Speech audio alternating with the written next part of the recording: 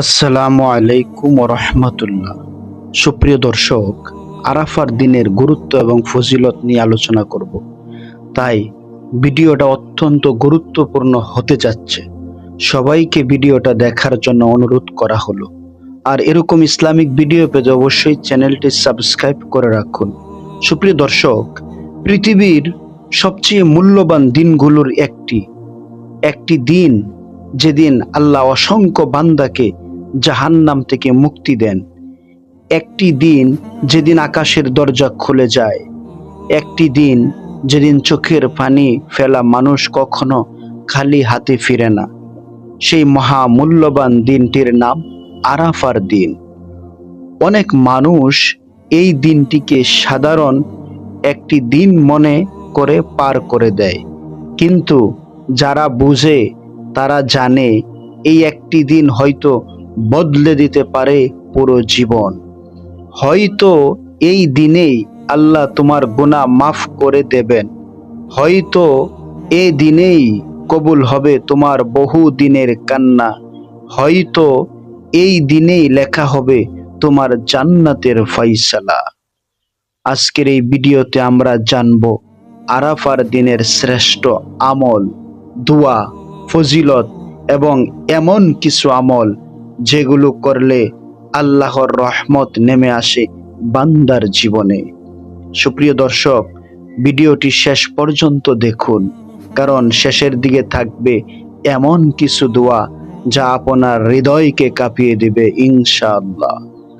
আরাফার দিন হলো জিলহজ মাসের 9 তারিখ।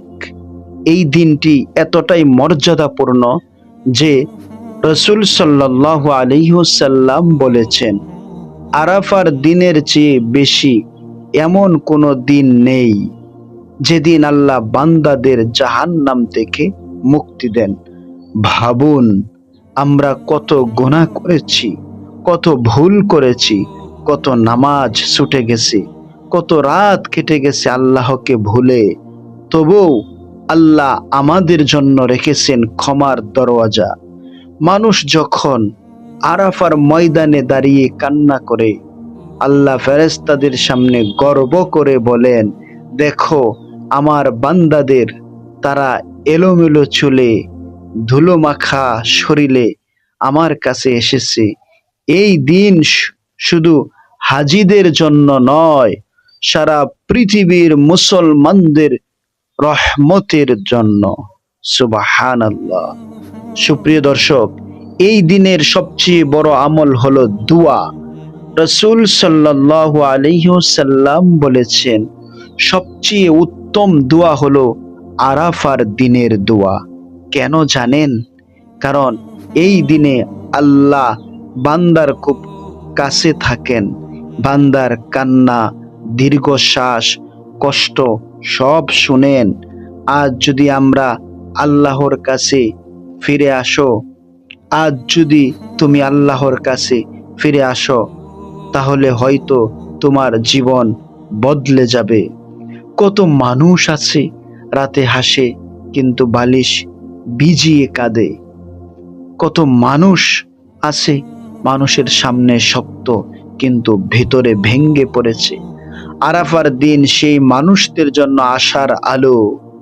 আজ তুমি বলো, হে আল্লাহ, আমি ক্লান্ত, আমাকে মাফ করে দিন। দেখবে হৃদয় হালকা হয়ে গেছে। সুপ্রিয় আমার প্রাণ প্রিয় দর্শক বৃন্দ, আরাফার দিনে যে তাসবিহগুলো আমরা বেশি বেশি পাঠ করব, অনেক মূল্যবান এবং সবচেয়ে সহজ এই তাসবিহগুলো আমরা সবাই পারি। আরাফার দিনে বেশি বেশি এই দোয়াগুলো পড়ুন। সুবহানাল্লাহ, আলহামদুলিল্লাহ, লা ইলাহা ইল্লাল্লাহ, আল্লাহু আকবার। বিশেষ করে এই দোয়াটি, লা ইলাহা ইল্লাল্লাহু ওয়াহদাহু লা শারীকা লাহ। এই জিকির রাসূল সাল্লাল্লাহু আলাইহি ওয়াসাল্লাম আরাফার দিনে বেশি পড়তেন।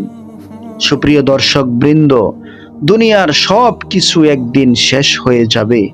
টাকা থাকবে না, খ্যাতি থাকবে না, কবরের অন্ধকারে শুধু আমল থাকবে।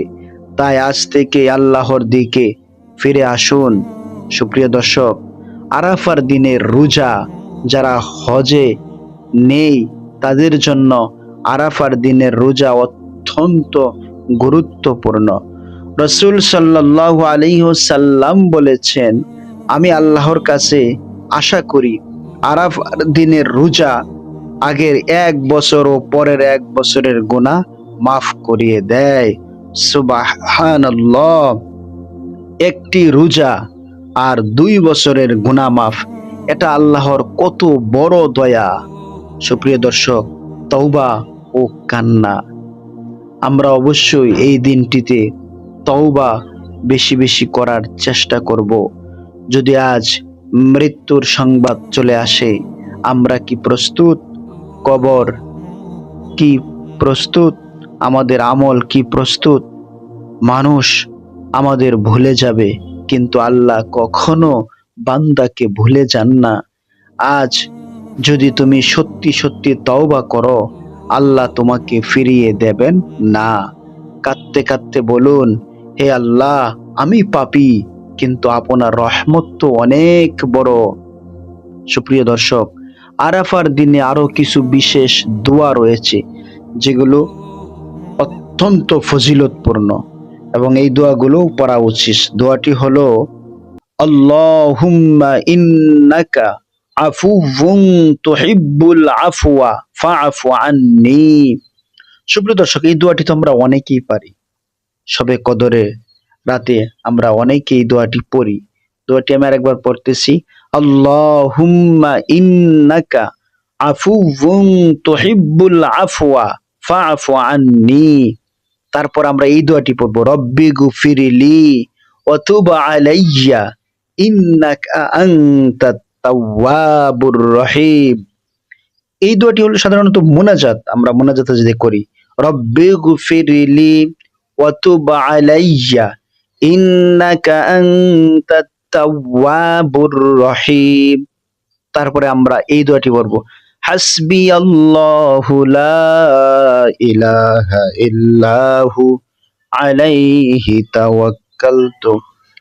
সুপ্রিয় দর্শক, তারপরে আমরা এই দোয়াটি করব আরাফার দিনে। এই দোয়াটি অনেক ফজিলত রয়েছে, রব্বানা আতিনা ফিদ দুনিয়া হাসানাতাও ওয়া ফিল আখিরাতি হাসানা ওয়া কিনা আযাবান নার। সুপ্রিয় আমার প্রাণপ্রিয় দর্শকবৃন্দ, একদিন আমাদের সবাইকে চলে যেতে হবে। যে মানুষ আজ পৃথিবী নিয়ে ব্যস্ত, একদিন সেও মাটির নিচে চলে যাবে। তাই সময় থাকতে আল্লাহর দিকে ফিরে আসুন। হয়তো এটাই আমাদের শেষ আরাফা, হয়তো আগামী বছর আমরা থাকবো না। তাই আজই বলুন, হে আল্লাহ, আমাকে মাফ করে দিন, আমার বাবা মাকে মাফ করে দিন, পুরো মুসলিম উম্মাকে ক্ষমা করে দিন। সুপ্রিয় দর্শকবৃন্দ, আরাফার দিনকে অবহেলা করবেন না। এই দিনটি বদলে দিতে পারে আপনার আখিরাত। আল্লাহ আমাদের সবাইকে ক্ষমা করুন, আমিন। সকলেই ভালো থাকবেন, সুস্থ থাকবেন। আরাফার দিনের ফজিলত নিয়ে যে কথাগুলো বললাম, সেই কথাগুলোর উপরে আমল করার তৌফিক যেন মহান মালিক আল্লাহ রব্বুল আলামিন আমাদেরকে দান করে, আমিন। আসসালামু আলাইকুম ওয়া রাহমাতুল্লাহ।